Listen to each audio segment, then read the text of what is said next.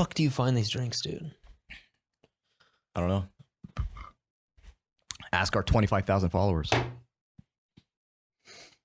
By the way, shout out to all of you. Thank you very much. Without the OGs, let's call them. The true supporters in the back. Yeah. The people who have been with us since day one. Yeah, that have ridden the journey just as much as we have. Thank you to those people. I know everyone's expecting us to be like, oh my God, it's 25,000 followers. Where's the YouTube plaque? Where's the YouTube plaque? But no, this just means that we're going to do even more. Oh, yeah. Just getting warmed up. Exactly. We're just getting started. And we're just more alive than anything that we now have a proper audience to perform in front of or, you know, have these needed conversations with. Invite the friggin' well-enthused guests and everything, you know? And let's be real. We knew this was going to happen. Oh, dude, 100%. It's just a matter of time and consistency. So yeah, so it has been 3 years this month since the start of the 2 a.m. podcast. So yeah, for all of you new people, make sure you subscribe on YouTube. Follow us on all platforms. You're already, I assume, following on Instagram. But just stay tuned.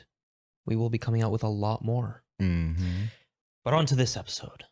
Well, this episode has been brought to you by Netflix because...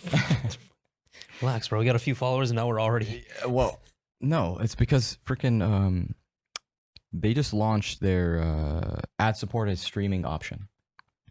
Or they're launching it in November, I believe. Wait, what? Like it's an ad-supported option. You know how they raised their prices a while back ago? Mm-hmm.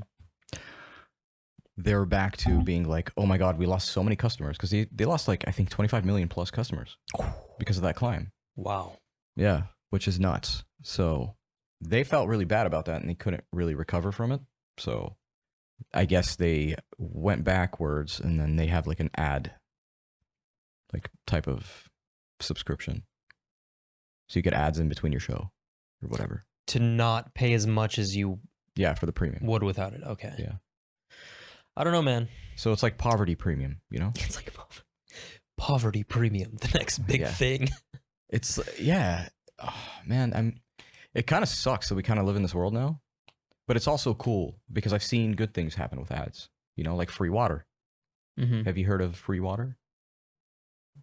No. Free water is just like, okay, it's this company. And the most famous thing that people do when they see them is ask them the question, like, how's it free, right?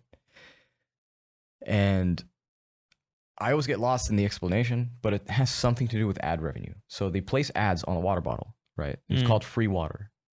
There's no logos on it. It's just a bunch of ads. And hey, do you want free water? Gladly. You'll be like, sure, you know. And through that, they pay for everything? And people are like, it's free? They're like, yeah, it's free. Just take it. They're like, well, who's paying you? Well, yeah, I get paid. I have a salary. But, well, how? Isn't that funny how people have a hesitation when they're offered something for free? Yeah.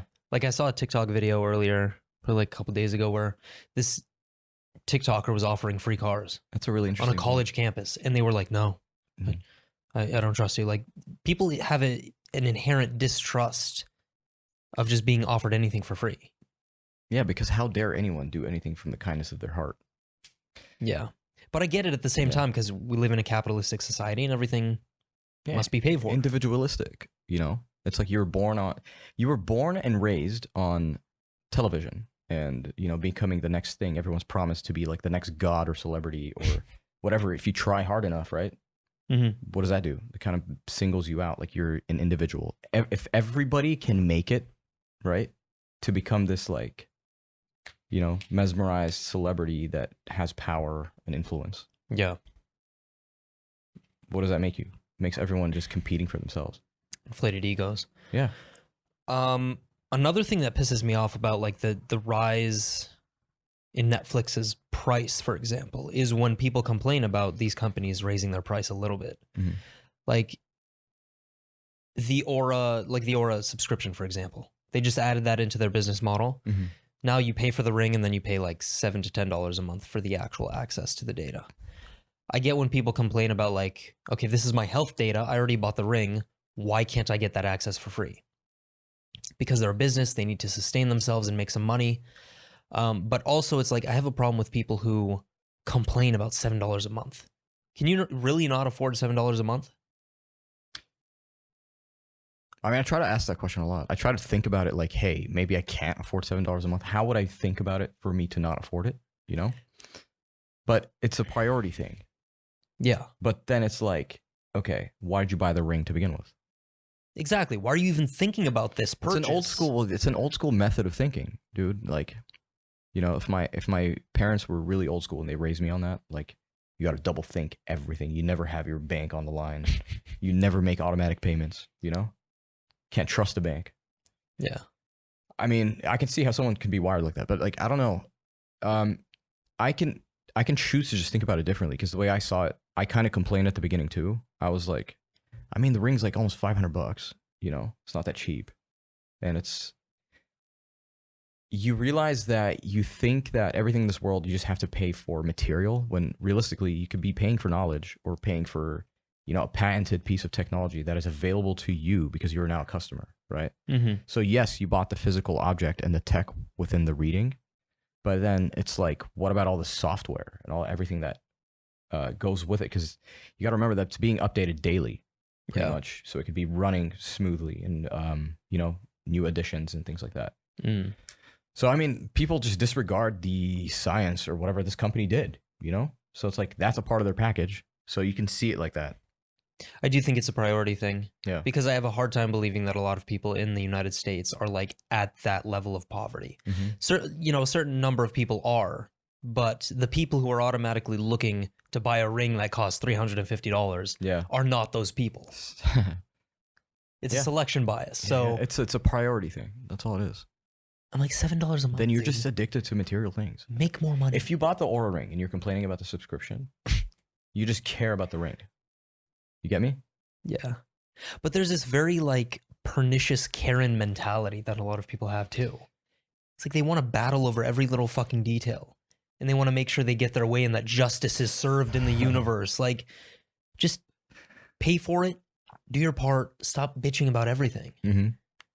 It's the complaining, right? It's real. Yeah, it's the complaining. I hate complaining. I'm going to bring justice to Target. Bro. I heard a really sad thing the other day. You want to hear it? Hit me. Every year, on August 5th, the Mars Curiosity rover celebrates the anniversary of its arrival by singing the happy birthday song to itself, all alone on Mars. Holy shit. Is that true? Mm-hmm. It's our boy Wally. Mm-hmm. That's literally our boy Wally. What song do you picture to that? I just picture like, bro, it's not even, well, it's obviously happy birthday, but it's just like the saddest version you can imagine. And it's all atmospheric. And it's like produced by Hans Zimmer. And it's just panning out. And it's just singing happy birthday. Yeah, just think about the atmosphere the string too. Orchestra. The wind is howling. Yeah. Well, we don't even know if there's, is it? Yeah, of course. Yeah, of course there's wind. There's rocks everywhere. It's hot as hell.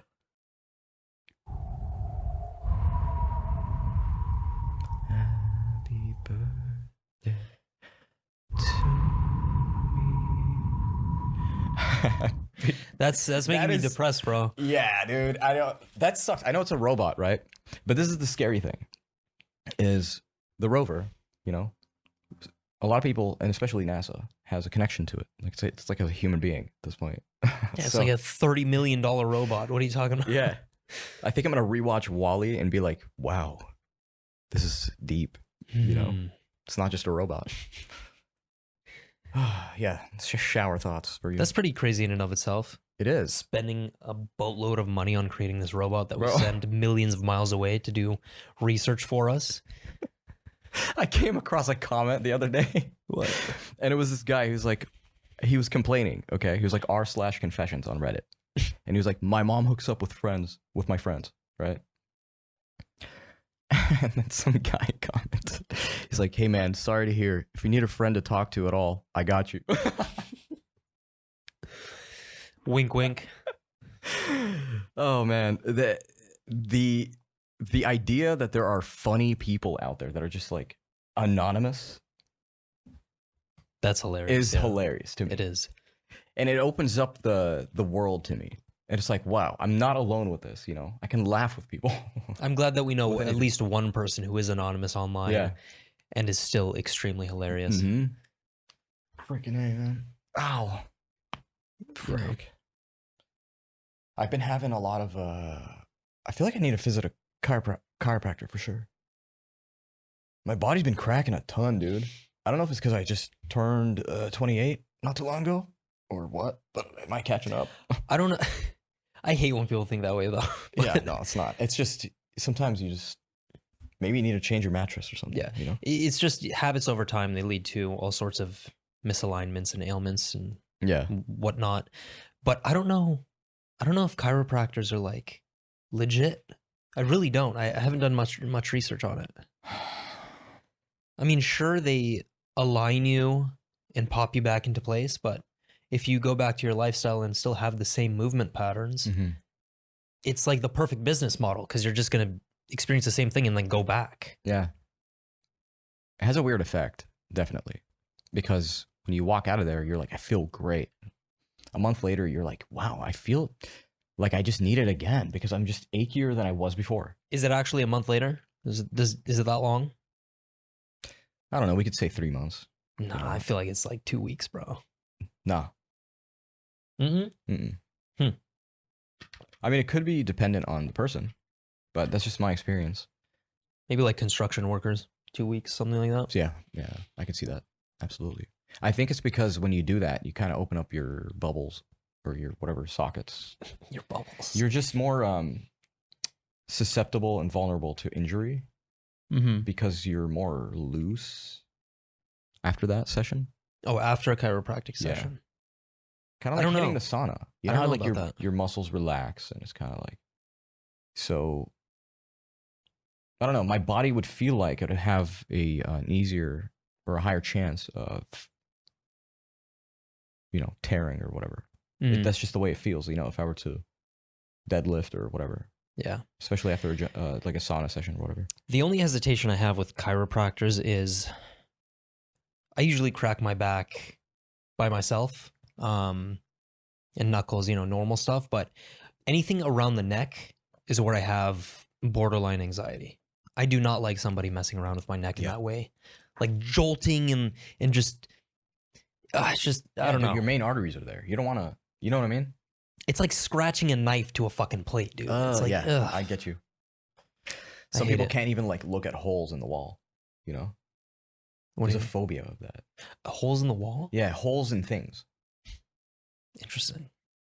So think of a reptile, but think of like reptilian skin, but it's all bumpy. No. You know, kind of just looks disfigured. I found that out the other day because I was playing darts, and my brother was poking holes in the wall. So my mom walked by it, and she's like, "Ugh," and I'm like, "What? Like, what happened?" You know? And she's like, "I can't look at holes in the wall. It gives me that ugh feeling." What about holes in a can? Same thing apply? Maybe if it was like a crap ton, you know? Hmm.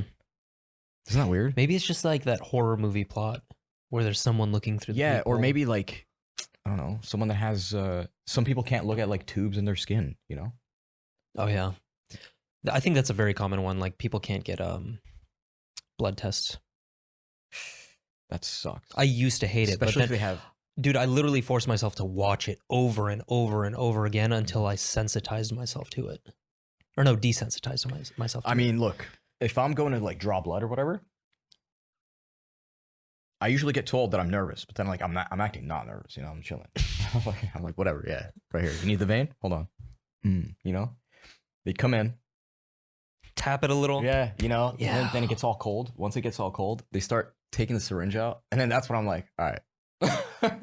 I look the other way. And you tense up. Yeah, no, but then I'm still like chilling, like I'm relaxed, Mm-hmm. but I'm like, I'm not gonna look at it. I can feel it and everything, but I'm not gonna look at it. I'm at the point where I'm completely Yeah. like relaxed, but now like I watch it go in, Mm-hmm. and the only thing I have a hesitation about is when it's inside and it starts to move a little bit. And it's just like, oh, Stop. no. Yeah. But No, other than that, I'm good. I get you. And then you're like, oh my God, do I sense pain? No, yeah, I'm chilling. Is this gonna rupture something? What is this? Excuse me, ma'am. What is in this? What is There's nothing in it. It's your blood. It's like some shady clinic in Westminster. What is this? What? She's like giving you the syringe. She pokes it in, just coughs and sneezes in your face. There are a lot of nurses and stuff that will do that. Yeah. Like very aggressively, I guess. Ooh, dude, I've had really bad pain before. Like my arm was just I could barely move it. My muscle was really hard and tense because they missed the vein like 3 times. So that's not fun. Oh, the worst thing for me was when I got my wisdom teeth removed, unfortunately. Why was it the worst thing?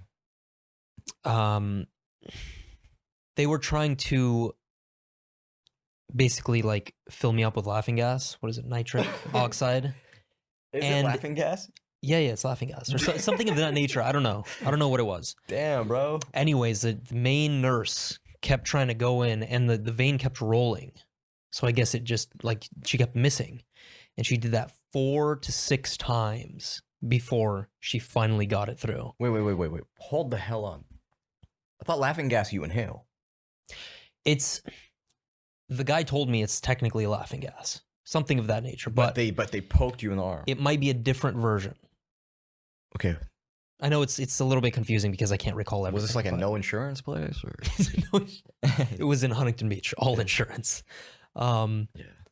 And then once it went in, like 10, 15 seconds later, I just felt my ego just fading away. And then I woke up and I Hell was yeah, done. Bro. I think those were shrooms.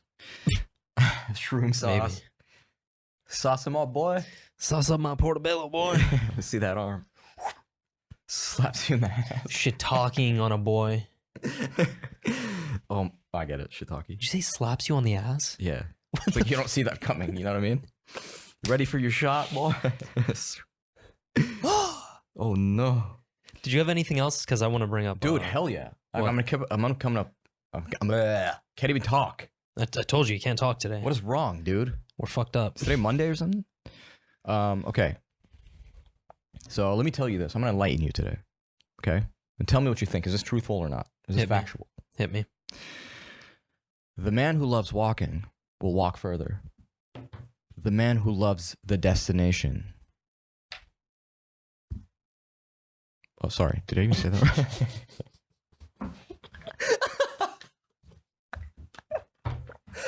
As I fucking have a liquid in my mouth, My dude. bad, bro.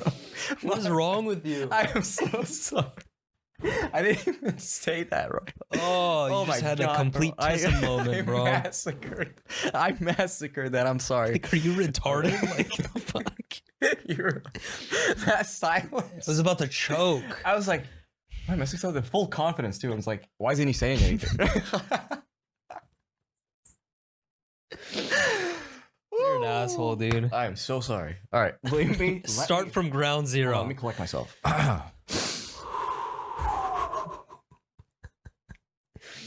The man who loves walking will walk further than the man who loves the destination. Yes, 100%. Okay. You know why? Hmm. Because the man who loves walking only focuses on the present moment and the process. So he's dedicated to the game as opposed to the reward that the game will give him. The person who's just focused on the destination is like, okay, once I meet the destination, then I'll stop doing the work. Yeah. That's the difference. Well, I look at it as like, yeah, I can see that, but it's just like it's in more broad terms. I think it's like categorizing like what you prioritize. Mm-hmm. So like, do you whole ass everything or half ass it? It's what we do with the podcast. Yeah, We don't really care about that. I It's, mean, we yeah. do up to a certain point, but it's not the priority. bro, it's called donation work. You know, Yeah. it's like it's free work. It's something that you're that you somehow are tied to with inspiration, motivation, and all that. It's a donation to You the just universe. don't let it go. Yeah, that's what it is. Mhm. Awesome stuff. Okay, this one's cool. I'll probably add a visual to this for the video, but what I will be the best looks like versus I will be better than yesterday. Yeah. Okay. I will be best would spike kind of like the stock market. You know, you're going to reach an all-time high and then it'll go back to low for a good buy time. And then you'll have a median and then a very high and then a very low. It's like a high and then a permanent crash. And I will be better than yesterday is overall for that same amount of graphing. It's just a really gradual up high forever. Well, not gradual. Look at the chart, and this is similar to our analytics on everything right now. It's a gradual thing and then parabolic. Yeah. So nice to see. I would say it's a little bit more gradual though. Yeah, focus on improvement over the course of time. as opposed to just perfection. Yeah, because if you focus on the day-to-day and the actual improvement of every skill set and all that, that's what brings progress. If you switch the focus to money, you won't see progress. Yeah. It's just how it is. Okay. So this one's cool because it's kind of like more of a visual as well. We have good, and it looks like a fraction. It's good over bad. And then how we think it is, it's good over bad. How it actually is it's good and bad, but both words are embedded inside each other. Oh, wow. That's trippy. And that's how it actually is. So within your day, the best way I've ever heard it being explained is life just is. So when you wake up in the morning, you're going to have to go through good and bad, and it's all a part of the same dance. It don't matter. It's a dance, You're going to be healthy and sick, and you're going to be depressed and happy, and it's a roller coaster. Think about the yin yang symbol for this. Yeah. Yeah. Very, very, very good stuff. I like that. Another visual, we have this is progress with an arrow pointing straight up, and then we have this is also progress, which is loops that continue to go straight up. And then so is this. Scribbles, but then the arrow at the end still goes up. Yeah. That's life. Sometimes you have to take 3 steps back in order to make significant progress. It can look all sorts of different ways. Yeah. So it don't matter. Just being alive is amazing, and that is the greatest game you'll ever play. I swear to God. Dude. Yep. A lot of people don't think so, but it's not for us to comment on, I guess. But like, why not though, man? Listen to me, people. Listen to me. Like, one of the biggest problems I had based on that video that we, the generation video we made and then experienced the pop off on it, is probably the most popular comment, which is, I didn't ask to be alive. Yeah. And to that comment, I'm like, listen, I know you've been through some tough things. We all have. But, like, how the fuck is that your conclusion for life? You must be really down and out, like down horrendous, to come to that conclusion. Who hurt you? Is what I'm trying to say. We've all been hurt, you know. Of course. So I don't understand why you would just give up like that. That's what it looks like to me. I want to empathize with these people. It's real life suicide, but you're still alive, you know? I didn't ask to be born. All right, great. I never want to see you service me ever. Not with that attitude. No, it's a terrible attitude. Especially like if you're a 30, 40, 50-year-old saying that shit. That's just, oh, my God, do you have a lot of work to do? My cats are enough. My cats are enough. Okay, yeah. I can see that. You hate people so much that you realize you're a person, so you hate yourself. It's not just that, dude. It's like these people have gone through traumatic experiences the same as anybody else, because we're all human beings having the same experience. Yeah. But they've chosen to just sit on their ass and not do anything about it. They've chosen to allow it to metastasize, and like you can think about it from the perspective of like cancer cells spreading throughout the body. Yeah. Except it takes place within every area of their life. That's why you got to dream, dude. Yeah. You got to dream, part of it. And like if you dream properly, you will feel it. And I promise you, if you feel it, you will work towards something. But I can almost guarantee you that most people don't. Or people that act like that, you know, I should rephrase that. Most people that act like that just don't have dreams. They don't have goals, you know?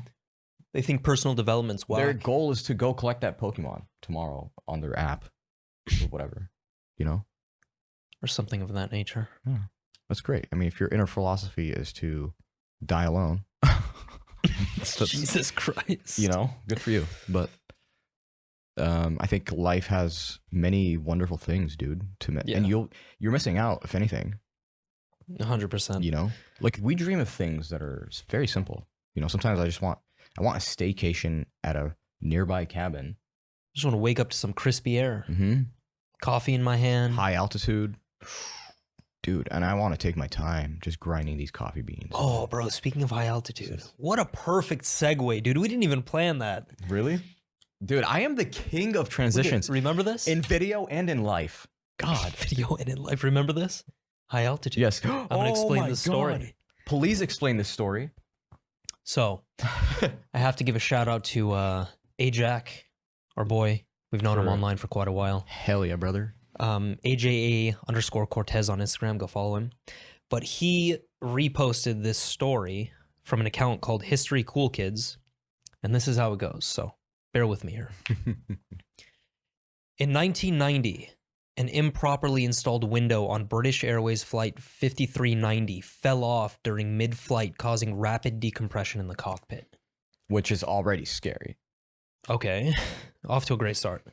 Flight attendant Nigel Ogden just happened to be entering the cockpit when he heard the loud bang and saw the pilot getting sucked out. In the reenactment image, you can see Ogden holding onto his legs while the co-pilot is trying to rapidly descend in order to reach a safer altitude. Imagine being, dude, okay, this is such a unique situation. I don't think this is normal. This has probably never happened in the history of life other than one time. People have been struck by lightning more. Oh, yeah. As the co-pilot attempted to contact air traffic control to make an emergency landing, Ogden was starting to develop frostbite from the severe cold. Most of the crew thought the pilot was already dead, but Ogden continued to hold on. There was also the fear that if he did let go, the body might collide with the plane's engine, wing, or stabilizer, creating more havoc. All he knew for sure was that the pilot was slipping further and further out the window and his head was slammed repeatedly against the fuselage. So, in that paragraph, I can think of 4 horrendous things that are happening. First of all, you never think about frostbite because it's so cold because you're traveling at such high altitude at such high speeds. Mm-hmm. You never think about his body flying into the engine. Yeah, and then it's probably disfigured. Like he could have broken his back or spine because he's just bent backwards because of the speed. You could think of a lot of things. After 15 minutes of flying with a broken window, the plane landed safely at Southampton Airport. Ogden suffered frostbite on his face and damaged one of his eyes. He also dislocated his shoulder. The pilot miraculously survived with frostbite and multiple fractures on his arms and hands. What a trooper. 15 minutes. That's crazy that he walked out with just that. By the way, throughout this whole explanation of the story, we're going to show you the reenactment picture. It's not a real picture, of course. Finally, an investigation later revealed that the window had been newly installed just 27 hours before the flight had used incorrect bolt sizes. Of the 90 bolts that were used, 84 of them were 0.026 inches, too small in diameter. What? The other 6 bolts had the correct diameter, but were short by 0.1 inches. The hell? The bolts were supposed to be 0.8 inches, not 0.7 inches. Life is a game of inches. Mm-hmm. Wow. It comes back at you, that rule. That's a crazy story. That is... That's a super crazy story. Yeah, dude. Imagine being that person. What the hell? It's miraculous. The humor, bro. Look at this. I know. I mean, it is funny to look at without context. But now that I know, I'm like, dude, this guy's a freaking legend. This guy's a G. Yeah. To walk away with only a damaged eye from 15 minutes of frostbite. And dislocated shoulder. Impressive. I mean, I have a dislocated shoulder, so we're chilling. The moment I saw this picture, I was reminded of that, the retarded Leo. The taxidermy, the taxidermy lion. Like so fried. I can't believe that that's in an actual museum. I think it's in Hong Kong. I can't even recreate the face, bro. I think it's like this. So goofy. That's gonna be the thumbnail, by the way, bro. Here come the crackhead ass Leo. That story reminded me of another story. This was recent though. Over the summer, I think in like July or something. Forgot what country. Let's just say Greece. Okay, there was a bunch of people on, guys our age that were on vacation. They took a private helicopter or was it a jet? Don't remember. But anyway, they went to the deck and they were taking selfies and whatever. One of them got too close to the propeller and just got his head cut off and smashed, and everybody saw it. The pilot got arrested and the co-pilot because they're supposed to keep them away from that. Yeah, exactly, stuff like that. So it's a whole ongoing case. But bro, to see, like, imagine.